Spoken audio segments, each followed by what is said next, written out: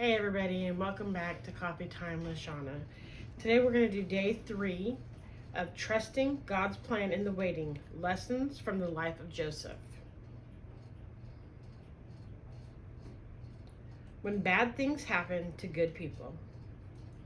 Today's reading has more backstabbing and drama than a daytime soap opera. Jacob sends Joseph out to bring yet another report on his brothers. Didn't the last report cause a lot of friction in the family? I guess Jacob didn't notice that. Joseph eventually finds his brothers in a different place than he was told. To say they aren't thrilled to see him is the understatement of the year. They actually plot to kill their little brother, all because of those crazy dreams he was bragging about. The plan: kill him and blame it on an animal attack. But big brother Reuben suggests throwing Joseph in a cistern or a big well, just so he can come back later and get him out. After all, Joseph is his brother. So here comes Joseph wearing the same jealousy-inspiring coat painstakingly sewn by his father. His brothers grab that stinking coat, strip it off, and throw him into an empty cistern. Ironically, the coat represented the covering of his father's love and protection. But now it was taken from him. I picture they cold-heartedly eat lunch close by, while Joseph screams his head off, begging them to let him out. It's really quite a sad picture. An opportunity arises when a group of Ishmaelites, distant cousins of theirs, pass by heading to Egypt. So the brothers decided, instead of killing Joseph, to sell him as a slave. At least his blood would not be on their hands, and they'd be rid of him for good. They pull Joseph out of the well and sell him for 20 shekels of silver.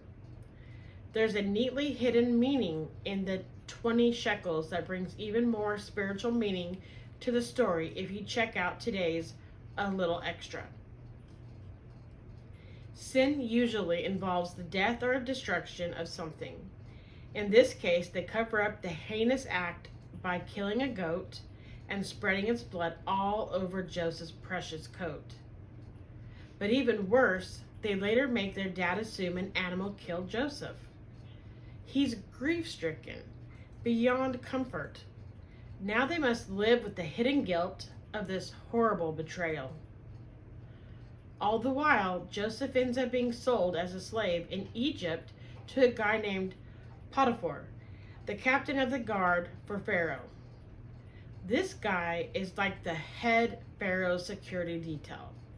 He's a big deal with a very important boss. This divine connection will be one of the many ways Joseph's setback will ultimately be a setup. Can you relate to Joseph in this part of the story? He was doing what he thought was the right thing, checking in on his brothers, but it went horribly wrong. I doubt he would have gone to see them if he thought this could happen. Be reminded that God can use bad things to grow you and to bring you into his ultimate plan for you.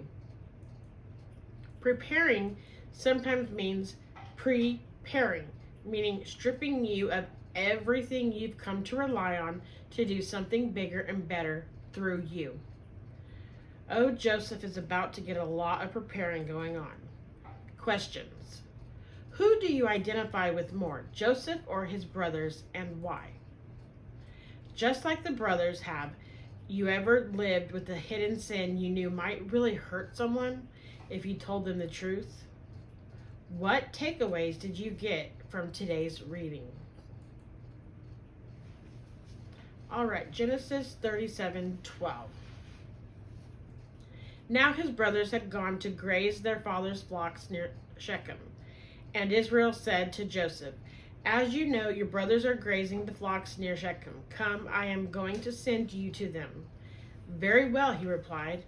So he said to him, "Go and see if all is well with your brothers and with the flocks, and bring word back to me." Then he sent him off from the valley of Hebron.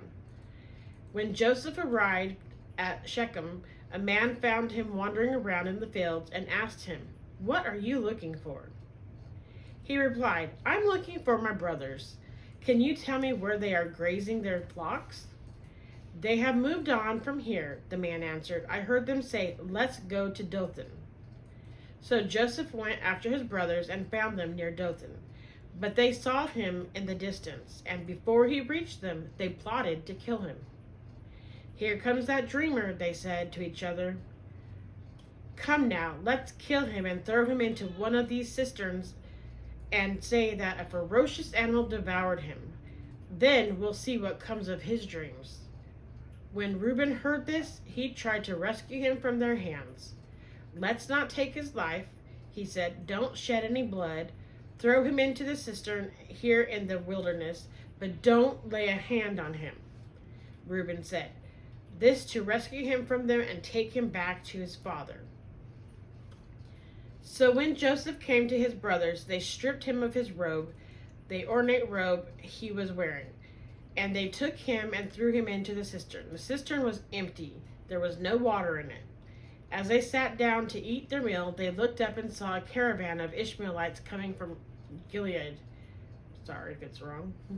Their camels were loaded with spices, balm, and myrrh, and they were on their way to take them down to Egypt. Judah said to his brothers, "What will we gain if we kill our brother and cover up his blood? Come, let's sell him to the Ishmaelites and not lay our hands on him. After all, he is our brother, our own flesh and blood." His brothers agreed. So when the Midianite merchants came by, his brothers pulled Joseph up out of the cistern and sold him for 20 shekels of silver to the Ishmaelites, who took him to Egypt. When Reuben returned to the cistern and saw that Joseph was not there, he tore his clothes. He went back to his brothers and said, "The boy isn't there. Where can I turn now?" They got Joseph's robe, slaughtered a goat, and dipped the robe in the blood. They took the ornate robe back to their father and said, "We found this. Examine it to see whether it is your son's robe."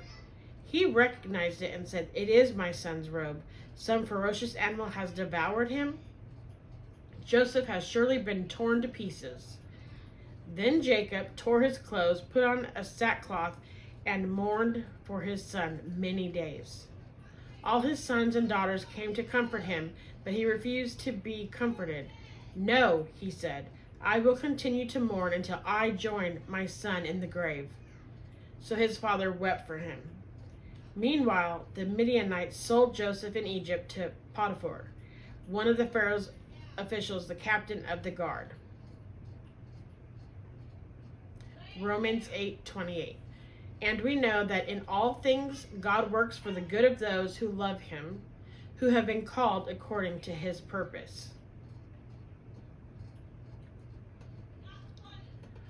All right. So today we learned about how unruly Joseph's brothers were. Has anybody in your life been mean and cruel like this? That's something to ponder over. Also, just want to say, thank you for joining me today with this 22-day devotion. If you like the video, please hit the like button. If you're not subscribed to our channel, hit the subscribe button, and hit the notifications bell so every single time we drop a video, you will be notified. If you have any prayer requests, please put them down below in the comments, or you may email us at rooftopministries22@gmail.com. Keep an eye out for devotions from my husband, myself, and our son. He'll be doing kids' devotions. So please hit like and subscribe. Also, share, comment, get this out so we can spread the word of God around. In this dark and dreary world, we want to make sure we can spread some love. Thanks again for joining me. God bless y'all. Bye.